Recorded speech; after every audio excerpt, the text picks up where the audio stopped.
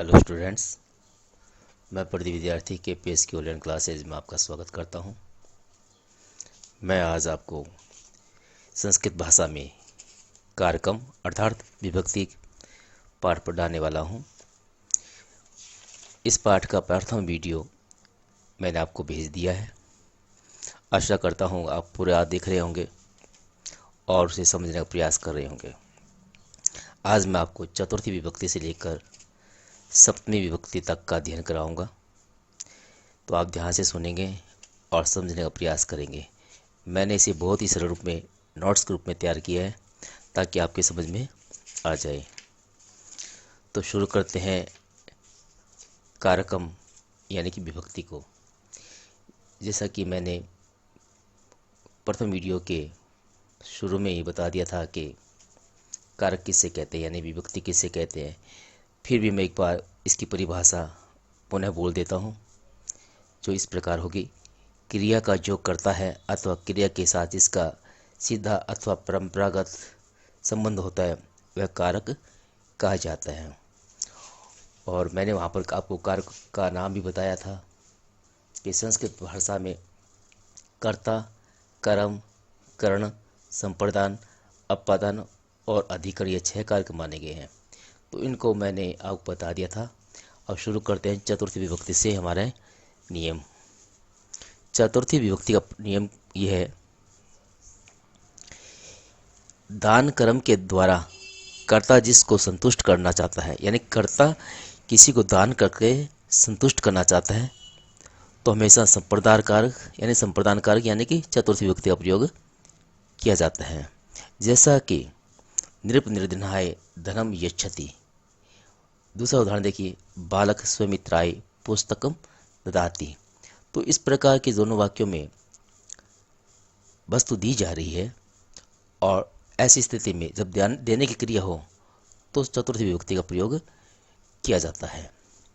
इसी चतुर्थी विभक्ति का दूसरा नियम यह भी है, रुचि अर्थ वाली धातुओं के साथ या क्रुद्ध, द्रोह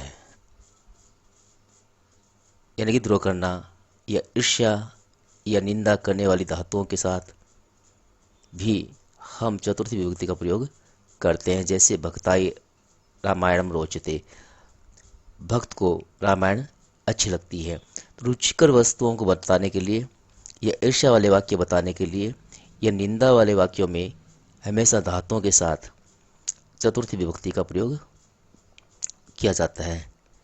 ठीक है, आगे बढ़ते हैं। दूसरा उदाहरण, दुर्जन सजनाय ईर्ष्यति। दुर्जन है वो सजन से ईर्ष्या करते हैं, तो दुर्जनाय शब्द बना है, तो इसमें चतुर्थी विभक्ति का प्रयोग किया गया। तीसरा उदाहरण देखिए, पिता पुत्राय क्रुध्यति। तो इसमें पुत्राय जो शब्द है वो चतुर्थी विभक्ति का आ गया। तो इस प्रकार क्रोध, ईर्ष्या, रुचि आदि धातुएं जो होती हैं, इनको बताने वाली क्रियाओं में धातुओं के साथ हमेशा आप चतुर्थी विभक्ति का प्रयोग करेंगे। फिर नियम नंबर 3 चतुर्थी विभक्ति का, नम है, स्वस्ति, स्वाहा, वस्ट एवं अलम शब्दों में भी चतुर्थी विभक्ति का प्रयोग किया जाता है। अब मैं आपको, जैसे नम है मतलब नमस्कार, स्वस्ति का अर्थ है कल्याण, स्वाहा का अर्थ है आहुति, वसट शब्द का अर्थ है हवि का दान, अलम का अर्थ होता है समर्थ। तो ऐसी जो क्रियाएं हैं उनके साथ हमेशा चतुर्थी विभक्ति का प्रयोग हमें करना चाहिए। जैसे रामाय नमः, तो रामाय जो शब्द है वो चतुर्थी विभक्ति का यहाँ आया है। इसके अलावा इच्छा वाले शब्द जो होते हैं, नियम नंबर 4 देखिए, स्प्रेह लिखा हुआ है यहाँ पर, इच्छा करना इसका अर्थ है। तो इच्छा वाली धातु के साथ चतुर्थी विभक्ति का प्रयोग होता है और चतुर्थी विभक्ति से तात्पर्य यहाँ संप्रदान कारक से है। जैसे पहला उदाहरण देखिए, बालक पुष्पाय स्पृहति। बालक पुष्प की इच्छा करता है, तो पुष्पाय जो शब्द है वो चतुर्थी विभक्ति का यहाँ प्रयोग किया गया है। इसके अलावा हम आगे बढ़ते हैं, धारण करना धातु के प्रयोग में, या प्रयोजन यानी कि उद्देश्य के अर्थ में, या निवेद्य मतलब निवेदन करने के अर्थ में, या उपदेश के अर्थ में हमेशा चतुर्थी विभक्ति का प्रयोग किया जाता है। जैसे सह मोक्षाय हरिम भजति, वह मोक्ष के लिए हरि को भजता है, तो मोक्षाय जो शब्द है वो चतुर्थी विभक्ति का यहाँ आया है। दूसरा उदाहरण है यहाँ साधु सजनाई उपदेशति, साधु वो सज्जन को उपदेश देता है। तो सजनाई जो शब्द है वो चतुर्थी विभक्ति का यहाँ आ गया। तो उपदेश उपदेश देने में, उद्देश्य बताने में और धारण करने वाली क्रियाएं जो है, या इन शब्दों का अर्थ बताने वाली जो क्रियाएं हैं उनमें सदैव आप चतुर्थी विभक्ति का प्रयोग करेंगे। ठीक है, आगे बढ़ते हैं। पंचमी विभक्ति के प्रयोग किस प्रकार करना चाहिए। नियम नंबर 1, पंचमी विभक्ति को अपादान कारक भी कहते हैं। पृथक यानी कि अलग होने की स्थिति में पंचमी विभक्ति का प्रयोग करना चाहिए। जैसे उदाहरण यहाँ पर वृक्षात पत्रम पतति, पेड़ से पत्ता गिरता है, तो पत्ता जो है वो पेड़ से यहाँ अलग हो रहा है, तो यहाँ वृक्षात जो शब्द आया है वो पंचमी विभक्ति का हो गया। भय, नियम नंबर 2, भय रक्षा या नियम पूर्वक कोई चीज़ को ग्रहण करने में या विद्या ग्रहण करने में पंचमी विभक्ति का प्रयोग करना चाहिए। जैसे बालक सिंहात विभेति, बालक शेर से डरता है, तो सिंहात जो शब्द है वो शब्द जो है वो पंचमी विभक्ति का हो गया, क्योंकि भय, आगे जो क्रिया है वो भय की है, इसलिए सिंहात शब्द बनाया गया। अगला उदाहरण देखिए, छात्र शिक्षकात पठति, छात्र अध्यापक से पढ़ते हैं, तो यहाँ पर अध्यापक के साथ जो शिक्षकात शब्द जो संस्कृत में प्रयोग किया गया है उसमें पंचमी विभक्ति का प्रयोग हो गया। नियम नंबर 3, विराम, प्रमाद, अर्थ वाली धातुओं के प्रयोग में भी या जिससे घृणा की जाती है या घृणा आदि बताने के अर्थ में भी हमें पंचमी विभक्ति का प्रयोग करना चाहिए। जैसे महेश पापात जुगुप्सते, तो इस प्रकार के जो वाक्य जैसे पापात जो शब्द आया वो पंचमी विभक्ति का आ गया। यानी प्रमाद, विराम, अर्थ वाली धातुएं अथवा जिससे घृणा की जाती है, तो ऐसी जो क्रियाएं हैं जो घृणा को बताने वाली क्रियाएं हैं उनमें हमेशा उससे पूर्व वाले शब्द में हमेशा या उन शब्दों में, पूर्व वाले शब्दों में नहीं, उन्हीं शब्दों में हम पंचमी विभक्ति का प्रयोग कर देते हैं। या कोई वस्तु जहाँ से उत्पन्न होती है, उत्पन्न होने की स्थिति में या जन्म लेने की स्थिति में हमेशा पंचमी विभक्ति का प्रयोग करते हैं। जैसे उत्पत्ति का स्थान बताने में के अर्थ में जन धातु का जो करता है उसमें भी पंचमी विभक्ति का प्रयोग किया जाता है। जैसे गंगा हिमालयात प्रभवती, गंगा हिमालय से निकलती है, तो हिमालयात जो शब्द है वो पंचमी विभक्ति का आया है। ठीक है, इस प्रकार दूसरा उदाहरण भी आप देख सकते हैं। अब हम आगे बढ़ते हैं। यहाँ मैंने लिखा है 5 नंबर नियम में, आप इन शब्दों का ध्यान से समझेंगे। जैसे रीते, प्रभृति, बहि, पूर्वम, परम एवं पृथक शब्दों के योग में पंचमी विभक्ति का प्रयोग करना चाहिए। जैसे ज्ञानात रीते मुक्ति न भवति, यानी ज्ञान के बिना मुक्ति नहीं है।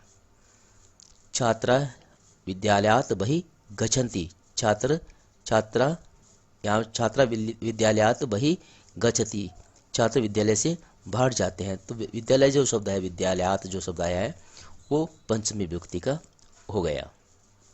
तो इस प्रकार रीति का अर्थ है बिना, प्रभृति का अर्थ है लेकर, से लेकर, बहि का अर्थ है बाहर, पूर्वम का अर्थ है पहले, प्राक का अर्थ है पूर्व, अन्य का अर्थ है दूसरा, अंतरम का अर्थ है बाद में, पृथक का अर्थ है अलग, परम का अर्थ है बाद में। तो ऐसी जो धातुएं आती है या ये जो शब्द आते हैं, तो ये जो शब्द है इनके साथ हमेशा पंचमी विभक्ति का हमें प्रयोग करना चाहिए। अब हम नियम पढ़ते हैं अगले विभक्ति का, विभक्ति नंबर 6 यानी षष्ठी विभक्ति, जिसे संबंध कारक के नाम से भी जाना जाता है। संबंध बताने में षष्ठी विभक्ति का प्रयोग करना चाहिए, इसे संबंध कारक के रूप में समझना चाहिए। जैसे रमेश संस्कृतस्य पुस्तकम पठति, रमेश संस्कृत की पुस्तक पढ़ता है, तो संस्कृतस्य शब्द बना है वो षष्ठी विभक्ति का हो गया। नियम नंबर 2, बहुत में से किसी एक को, बहुत में से किसी एक को या एक की जाति, गुण एवं क्रिया के द्वारा विशेषता प्रकट करने के लिए इष्टन अथवा तमप प्रत्यय का प्रयोग करना चाहिए। जैसे सुरेश पटोतम अस्ति, यहाँ पटोतम में तमप प्रत्यय है। कालिदास श्रेष्ठ अस्ति, तो श्रेष्ठ और पटुतम ये जो शब्द है वो इसी षष्ठी विभक्ति के अंतर्गत माने जाते हैं।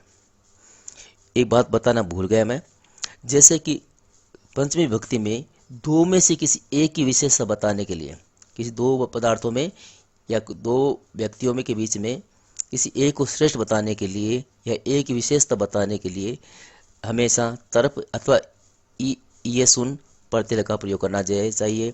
जैसे राम श्यामात पटुतर अस्ति, विभक्ति नंबर 5 में वापस बता रहा हूँ, राम श्यामात पटुतर अस्ति। तो पटुतर जो शब्द है वो पंचमी विभक्ति के रूप में आया क्योंकि दो के बीच में किसी एक को श्रेष्ठ बताया जा रहा है, जबकि षष्ठी विभक्ति में बहुत में से किसी एक को श्रेष्ठ बताना या किसी एक की विशेषता बताना होता है। तो ऐसे में हम लोग स्थन अथवा तम प्रत्यय का प्रयोग करते हैं। ठीक है, जैसे सुरेश पटुतम अस्ति, कालिदास श्रेष्ठ अस्ति। नियम नंबर 3 षष्ठी विभक्ति का, अध, ऊपरी, पूर्व, समीप एवं समक्षम शब्दों के साथ भी हमेशा षष्ठी विभक्ति का प्रयोग हमें करना चाहिए। जैसे नगरस्य समीपम ग्राम अस्ति, तो समीप शब्द आने की वजह से नगर जो है वो नगरस्य बना। इस प्रकार विद्यालय से पूर्व है मंदिर में अस्ति, विद्यालय के सामने मंदिर है।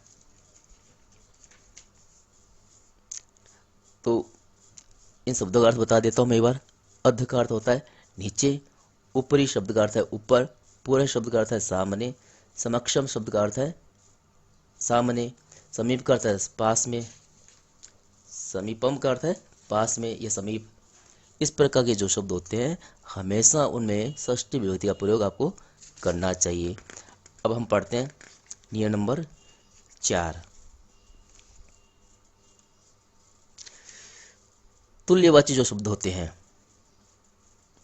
इनके साथ भी षष्ठी विभक्ति का प्रयोग होता है। जैसे सुरेश महेशस्य तुल्य अस्ति, सुरेश महेश के समान है। तो एक समान बताने की स्थिति में भी हमें आप षष्ठी विभक्ति का प्रयोग करना चाहिए। और अंतिम जो विभक्ति हम पढ़ रहे हैं इसे सप्तमी विभक्ति के नाम से जाना जाता है। इसका प्रयोग इस प्रकार किया जाता है। नियम नंबर 1, क्रिया का आधार बताने में हमें इसका प्रयोग करना चाहिए, या जिससे संदेह किया जाता है वहाँ पर भी सप्तमी विभक्ति का प्रयोग होता है। किसी काम में संलग्न होने में हो तब भी हमें सप्तमी विभक्ति का प्रयोग वाक्य में करना चाहिए। और चतुराई बताने के अर्थ में भी हमें सप्तमी विभक्ति का प्रयोग करना चाहिए। जैसे तिलेषु तेल विद्यते, तिलों में तेल है, तो ये आधार है। ठीक है, दूसरा वाक्य देखिए, बलदेव स्वीकार्य संलग्न अस्ति, संलग्न आने की वजह से स्वीकार्य जो है शब्द जो है वो सप्तमी विभक्ति का बन गया। जयदेव संस्कृते चतुर अस्ति, यहाँ पर चतुर शब्द आ गया तो संस्कृत जो शब्द है वो संस्कृते लिखा गया। तो ऐसे वाक्यों में हमेशा सप्तमी विभक्ति का प्रयोग हमें करना चाहिए। इसके अलावा नियम नंबर 2 देखिए, श्रद्धा और विश्वास वाले शब्दों में भी या शब्दों के योग में भी हमें सप्तमी विभक्ति का प्रयोग करना चाहिए। जैसे बालकस्य पितरि श्रद्धा अस्ति, बालक की पिता में श्रद्धा है। महेशस्य स्वमित्रे विश्वास अस्ति, महेश का अपने मित्र पर विश्वास है। तो ऐसे जो वाक्य हैं अधिकरण कारक के माने जाते हैं अर्थात सप्तमी विभक्ति के माने जाते हैं। नियम नंबर 3, तो एक क्रिया के बाद दूसरी क्रिया की जाती है तब पहली क्रिया के साथ एवं कर्ता में हमेशा सप्तमी विभक्ति का प्रयोग करना चाहिए। जैसे रामे वने वनम गते दशरथ प्राणान एतज्यत, रामे वनम गते दशरथ प्राणान एतज्यत। तो रामे और गते ये दोनों शब्दों के साथ देखिए सप्तमी विभक्ति का प्रयोग हो गया है। इस प्रकार आज का यह अध्याय हमारा समाप्त हुआ। आशा करता हूँ आपने बड़े ध्यान से सुना होगा और इसे समझने का प्रयास किया होगा। अपनी पढ़ाई जारी रखें, निरंतर पढ़ते रहें, अभ्यास करते रहें, ये मैं आशा करता हूँ। धन्यवाद।